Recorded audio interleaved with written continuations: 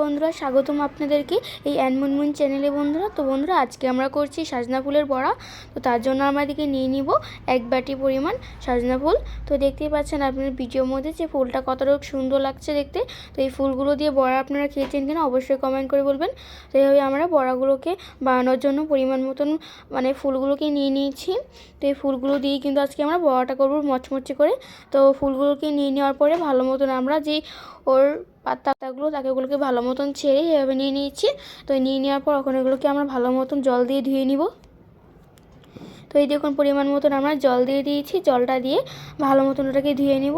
আর ধুয়ে নেওয়ার পরে আমরা এখানে অ্যাড করে দিব এই চাউলের গুঁড়া। আপনারা চাইলে এখানে ময়দা দিয়েও করতে পারেন। চাউলের গুঁড়োটা ভালো মতন ছেঁকে আমরা এখানে নিয়ে নিব।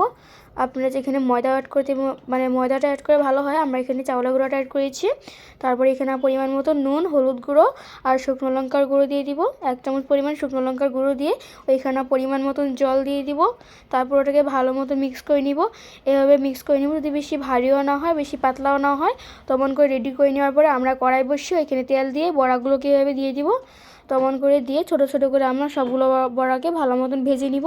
তো এই দেখুন বন্ধুরা, রেডি হয়ে গেছে আমাদের মচমচে বড়া। ভিডিওটা ভালো লাগলে অবশ্যই কিন্তু একটা লাইক করে যাবেন, সাবস্ক্রাইব করে যাবেন। আর কোথা থেকে দেখছেন অবশ্যই কমেন্ট করবেন। তো বন্ধুরা দেখা হবে পরবর্তী চ্যানেলে। টাটা।